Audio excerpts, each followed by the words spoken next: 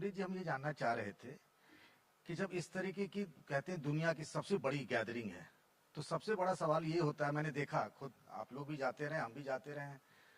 कि मतलब कुंभ में स्नान रुकता नहीं है। रात में भी स्नान चलता रहता, सवेरे भी, दोपहर भी, लोग वहीं सो भी जाते हैं। तो सबसे बड़ी बात होती है कि स्वच्छता वाली बात, उस स्वच्छता को कैसे, वो कैसे फोकस में है, उसको कैसे मेंटेन करना है? देखिए, आप अवगत हैं कि स्वच्छ भारत मिशन हमारे यहाँ 2014 से ही चल रहा है और स्टेज वाइज डेवलपमेंट अगर देखा जाए तो निरंतर ये पिछले 10 सालों में हिंदुस्तान में ही नहीं बल्कि उत्तर प्रदेश में विशेष तौर से हम लोगों ने इस चीज को बहुत गौर से बहुत ही सिंसियरली निभाया है। तो जहां तक कुंभ की बात है, इसमें बजटरी प्रोविजंस के अलावा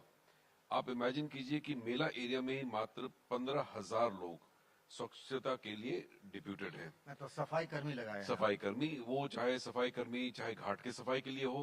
यूनिडल्स के सफाई के लिए हो, रास्तों में जैसे अखाड़े आते हैं तो हर बार जब कोई नया अखाड़ा आता है तो उसके बाद पूरी सफाई वहां पे इंश्योर की जाती है, चाहे वो वहां पे गंदगी हो या फ्लावर्स बिखर गए हो, जो कुछ भी।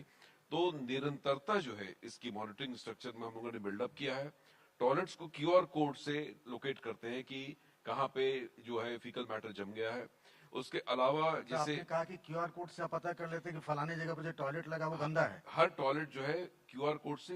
अटैच्ड है और उसमें कब लास्ट सफाई हुई, इस तरह की चीजें भी वहां पे लगाई गई हैं। और जो ओवरऑल सफाई की व्यवस्था है, जो फीकल स्लज मैनेजमेंट है, पहले क्या होता था कि गड्ढों में इसे डाल दिया जाता था और उसको फिर कवर कर देते थे, परंतु उससे ओडोर वगैरह के इश्यूज रहते थे। तो एफएसएसएम टेक्नोलॉजी के माध्यम से, फीकल स्लड मैनेजमेंट के माध्यम से उसको हम सक्शन करके वहां से अपने वेस्ट प्लांट पे ले जाते हैं, जहां पे कि मोबाइल या प्री फैब्रिकेटेड एसटीपीज लगे हुए हैं, जहां कि इसका निस्तारण हो जाता है। तो एक बहुत बड़ी संख्या में, जैसे पिछले कुंभ में करीब 65,000 वो बनाए गए थे टॉयलेट्स, इस बार 1.5 लाख टॉयलेट्स बनाए गए हैं, जो कि पूरे ही संगम एरिया में, मेला एरिया में डिस्ट्रीब्यूटेड है, जिसका लोग उपयोग कर रहे हैं। इसके अलावा जो मशीन्स लगाई गई, चाहे वो टिपर मशीन्स हो या क्लियरेंस की जो मशीन्स हो सफाई करने के लिए, उसमें एक बहुत बड़ी संख्या में बढ़ोतरी की है। तो ये पूरी व्यवस्था जो चैलेंज से मीट हो रही है। शहर का अगर पार्ट देखेंगे जो कि कुंभ से वो भी आच्छादित होता है, तो एआई के माध्यम से हम गार्बेज और डस्ट को कंट्रोल कर रहे हैं, जिसमें कि कहां पे नया डस्ट गिरा है उसको प्रीवियसली क्लीन रोड पे वो लोकेट कर पाता है और वहां पे एक इवेंट क्रिएट हम लोग करते हैं, जिस इवेंट को वहां के जो लोकल सुपरवाइजर है या हमारा सफाई कर इवेंट को फिर क्लोज करता है। तो इस प्रकार से चाहे वो डिजिटल टेक्नोलॉजी का यूज हो, चाहे एआई का यूज हो, मैन पावर का यूज हो या मशीन का यूज हो,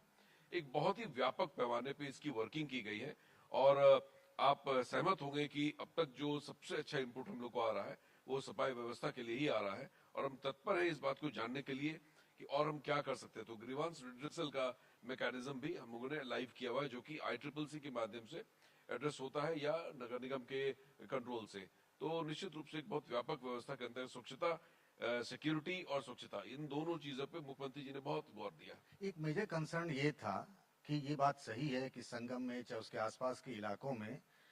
जल का प्रभाव बहुत अच्छा है, लोगों की ऐसी कोई शिकायत हमें नहीं आई, आप लोगों को भी शायद नहीं आई होगी। लेकिन एक कंसर्न ये है, आप चूंकि बिहार के रहने वाले हैं, कि भोज भात जब हो जाता है उसके बाद गंदगी बहुत फैल जाती है। वो कंसर्न हम नहीं रखते हैं आखिर वाले में। प्लास्टिक एक बहुत मेजर कंसर्न रहा है, चूंकि संगम के बगल का इलाका है, और ये आप देखेंगे जाएंगे तो प्लास्टिक वाला आपको नहीं लगता है कि एक मेजर थ्रेट है, एक मेजर चैलेंज है? नॉट रियली, क्योंकि जब माननीय मुख्यमंत्री जी ने कुंभ की जब बैठकें हम लोग की शुरू हुई, जैसा डीजी सर ने कहा कि 1.5 साल पहले, तो एक बहुत कंसर्टेड स्ट्रेटेजी ये रहा कि हम इसको जीरो प्लास्टिक इवेंट करेंगे। मैं ये कह सकता हूँ कि हो सकता है कि कहीं पे कोई इस्तेमाल कर ले, परंतु राज्य जो है पूरे तंत्र के माध्यम से इसमें तमाम हम लोगों ने रेड्स करवाई, प्रोडक्शन यूनिट्स पे फाइन करवाया, ताकि जो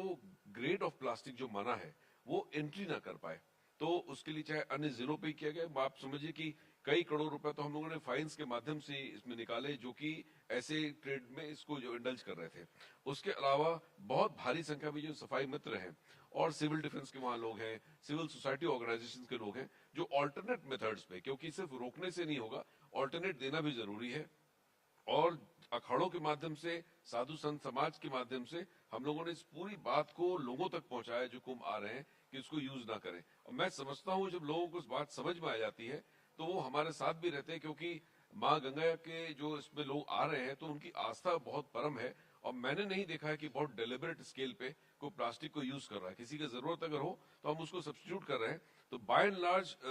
जो जीरो प्लास्टिक इवेंट हम लोगों ने किया है, क्योंकि हम लोग घाटों पे भी सफाई कर रहे हैं, वहां पे मशीन्स भी लगाए हैं। बहुत कम संख्या में मुझे कुछ बॉटल्स वगैरह जरूर ये हो जाते हैं, परंतु जो जीरो प्लास्टिक इवेंट करने की बात थी, मैं समझता हूँ बहुत हद तक जो है